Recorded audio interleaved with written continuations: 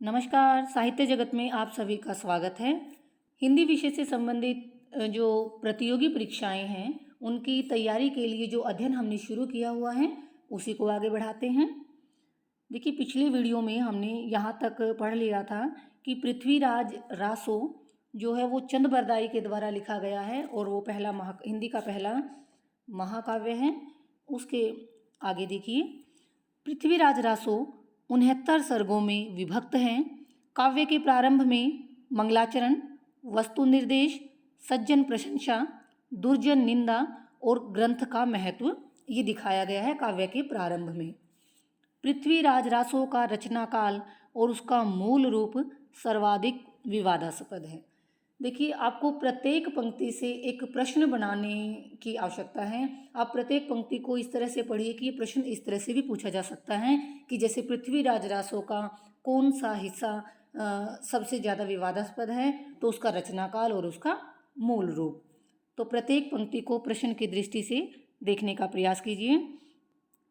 Doctor Buhler को जब पता चला कि पृथ्वीराज रासो की तिथियां, व्यक्तियों के नाम और घटनाएं ये इतिहास सम्मत नहीं है, यानी इतिहास के अनुसार इस ग्रंथ की तिथियां और व्यक्तियों के नाम मेल नहीं खाते, तो डॉक्टर बुलर ने इस ग्रंथ को प्रकाशित न करने की सिफारिश की थी।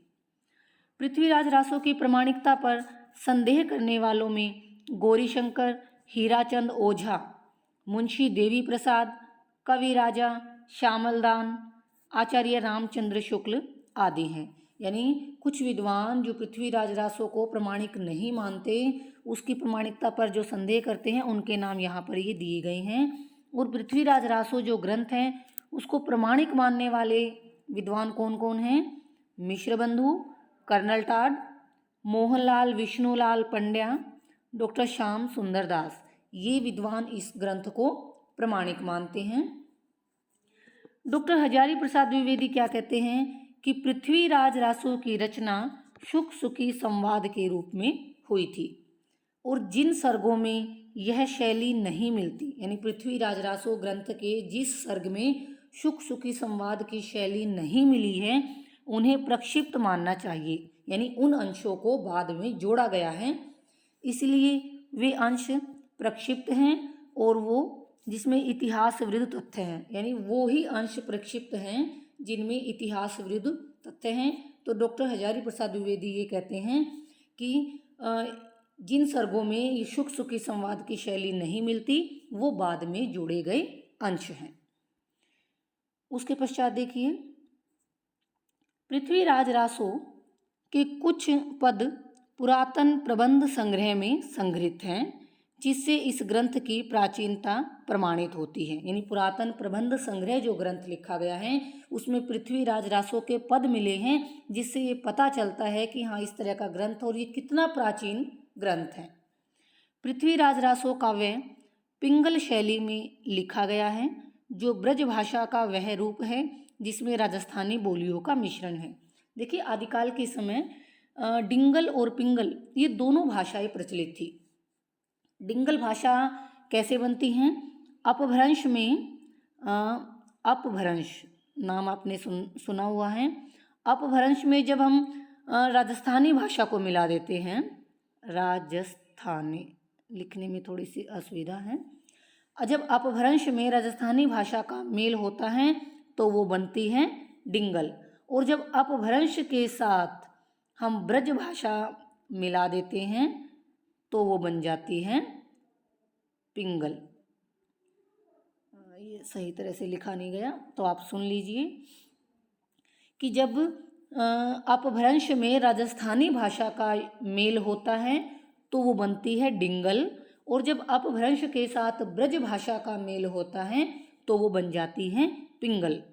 तो पृथ्वीराज रासो जो है वो पिंगल शैली में लिखा गया है, और ये ब्रज भाषा का वह रूप है जिसमें राजस्थानी बोलियों का मिश्रण है। आप यहाँ पर ये आपको लग रहा होगा कि मैंने तो ये कहा है कि ब्रज भाषा में जब अपभ्रंश मिलेगी तो पिंगल बनेगी, लेकिन यहाँ पर लिखा हुआ है राजस्थानी बोलियों का मिश्रण। क्योंकि देखिए, डिंगल और पिंगल दोनों ही राजस्थानी का जो साहित्यिक रूप है, साहित्यिक राजस्थानी भाषा है, उसी का भाग है। डिंगल और पिंगल दोनों उसी के रूप हैं जो पश्चिमी राजस्थानी है उससे डिंगल बन गई, और जो पूर्वी राजस्थानी है उससे पिंगल भाषा बन गई। पिंगल जो है ब्रज भाषा का मेल होने के कारण थोड़ी सी सरस मानी गई है, तो पृथ्वीराज रासो जो है वो पिंगल शैली में लिखा गया है, आपको ये ध्यान रखना है। पृथ्वीराज रासो, रासो काव्य परंपरा का काव्य तो है ही, इसमें चरित्र काव्य के भी, कथा काव्य के भी और आख्यायिका, ये इसके लक्षण भी पृथ्वीराज रासो ग्रंथ में देखने को मिलते हैं। पृथ्वीराज रासो में पृथ्वीराज के द्वारा किए गए विभिन्न युद्धों और उनके विवाहों का वर्णन किया गया है। इसमें वीर और श्रृंगार दोनों रसों का वर्णन मिलता है, लेकिन अगर मुख्य रूप से अगर हम कहें तो पृथ्वीराज रासो वीर रस से ओतप्रोत है, वीर रस की रचना इसको हम मानेंगे। चंद बरदाई ने इस ग्रंथ में नायिका का नक्षिक वर्णन किया है, सेना के प्रयाण के बारे में बताया है, युद्धों के बारे में बताया है, षड ऋतुओं का आदि का वर्णन बड़ा मन लगाकर किया है। इसके पश्चात आदिकाल में कई मंगल काव्य भी लिखे गए। पृथ्वीराज रासो में विनय मंगल नाम का एक खंड भी मिलता है, यानी उस समय मंगल काव्य भी लिखे गए। जो पृथ्वीराज रासो में विनय मंगल मिलता है वो इस बात को प्रमाणित भी करता है। पृथ्वीराज रासो में सर्ग को समय कहा गया है। देखिए, जैसे हम पहला पाठ दूसरा पाठ ऐसे अध्याय में विभक्त कर देते हैं, जैसे महाभारत को पर्वों में विभक्त किया गया, 18 पर्व हैं, रामायण को कांड में विभक्त किया गया है, 7 कांड हैं, उसी प्रकार पृथ्वीराज रासो को सर्ग में बांटा गया और सर्ग को वहाँ पर समय कहा गया है। और इसमें सबसे बड़ा समय कौन सा है? कनवज्ज युद्ध, जो पृथ्वीराज रासो का मूल कथानक भी माना जाता है। पृथ्वीराज रासो में लगभग 72 प्रकार के वार्णिक और मात्रिक छंद मिलते हैं। छंद को अब यहाँ विस्तार से बताऊंगी तो वो एक अलग ही विषय हो जाएगा। दो प्रकार के यहाँ छंद हैं, वार्णिक जिसमें वर्ण गिने जाते हैं, मात्रिक जिसमें मात्राएं गिनी जाती हैं। तो 72 प्रकार के वार्णिक और मात्रिक छंदों का प्रयोग यहाँ किया गया है, किंतु जो 56 छंद हैं वो चंद्रबरदाई का प्रिय छंद है। तो चंद्रबरदाई का प्रिय छंद कौन सा हुआ? 56। पृथ्वीराज रासो के उत्तरार्ध भाग के रचयिता चंद्रबरदाई के पुत्र जल्लन है। जल्लन किसका पुत्र है? चंद्रबरदाई का, यानी पृथ्वीराज रासो का जो दूसरा उसका आधा भाग जल्लन के द्वारा लिखा गया।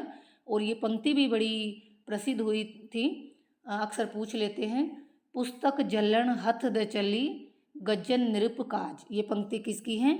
चंद्रबरदाई की है। पुस्तक जल्लन हथ द चली, यानी ये पुस्तक पृथ्वीराज रासो अब जल्लन के हाथों में जा रही है। आगे को लिखने का कार्य अब जल्लन करेगा, जो चंद्रबरदाई का पुत्र है।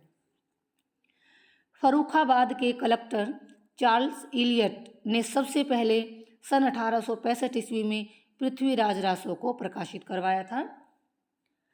पृथ्वीराज रासो का एक खंड जिसका नाम है कैमास वध। कैमास राजा के दरबार में एक मंत्री था और उसके कामांध यानी काम वासना में लिप्त हो जाने के कारण पृथ्वीराज ने उसका वध कर दिया था। तो एक खंड का नाम है कैमास वध। पृथ्वी चंद्र के द्वारा लिखा गया मातृका प्रथमाक्षरा दोहरा, ये जो ग्रंथ है ये अब तक उपलब्ध पहला 52 काव्य है। 52 यानी 52। पृथ्वी चंद्र के द्वारा लिखा गया है। ये आदिकाल के अत्यंत महत्वपूर्ण एवं बहुमुखी प्रतिभा के धनी साहित्यकार अमीर खुसरो, जिनका समय है 14वीं शताब्दी, उनकी पहेलियाँ, मुकरियाँ, 2 सुखने अभी तक प्रचलित हैं। बिल्कुल उनकी पहेलियाँ बड़ी प्रसिद्ध हैं। आपने ये भी सुनी हुई होगी, एक थाल मोती से भरा, सबके सिर पर औंधा धरा, सिर के साथ थाल भी फिरे, मोती उससे एक ना गिरे। ये भी अमीर खुसरो के द्वारा रचित उनकी पहेली हैं। और भी बहुत सारी हैं, पान सड़ा को क्यों, घोड़ा अड़ा को क्यों, एक है जैसे मीठे लागे उस बोल, क्यों सखी साजन ना सखी ढोल। तो इस प्रकार की जो 2 सुखनी हैं, मुकरियाँ हैं, पहेलियाँ हैं, वो अमीर खुसरो के द्वारा लिखी गई हैं और वो आज तक भी प्रसिद्ध है। अमीर खुसरो की भाषा हिंदी की आधुनिक काव्य भाषा के रूप में पूर्णतः प्रतिष्ठित होने का संकेत देती है, क्योंकि खड़ी बोली हिंदी का पहला कवि हम इन्हें कह सकते हैं। क्योंकि आदिकाल में खुसरो ने ही खड़ी बोली का प्रयोग काव्य भाषा के रूप में किया था, इसीलिए अमीर खुसरो को हम खड़ी बोली हिंदी का पहला कवि कह देते हैं। अमीर खुसरो कृत नूह सिपिर, अमीर खुसरो का जो ग्रंथ है नूह सिपिर, उसमें भारतीय बोलियों के संबंध में विस्तार से वर्णन किया गया है। अलाउद्दीन खिलजी ने अमीर खुसरो को तोताए हिंद की उपाधि दी थी। तो इस तरह से आप प्रत्येक पंक्ति से प्रश्न बनाने का प्रयास कीजिएगा।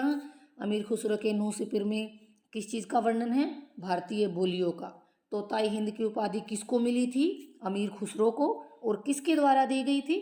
अलाउद्दीन खिलजी के द्वारा। तो इस तरह से प्रत्येक पंक्ति में प्रश्न को ढूंढिएगा और मैं उम्मीद करती हूँ कि मेरा ये जो प्रयास है आपके लिए हितकारी होगा, लाभकारी होगा, परीक्षाओं में आपके लिए उपयोगी सिद्ध होगा। तो आगे के अध्ययन के लिए मेरे साथ बने रहिए और ज़्यादा से ज़्यादा अपने दोस्तों के साथ मेरी वीडियो को शेयर कीजिएगा ताकि वो भी इसका लाभ उठा सकें। इसी के साथ आप सभी का बहुत बहुत धन्यवाद।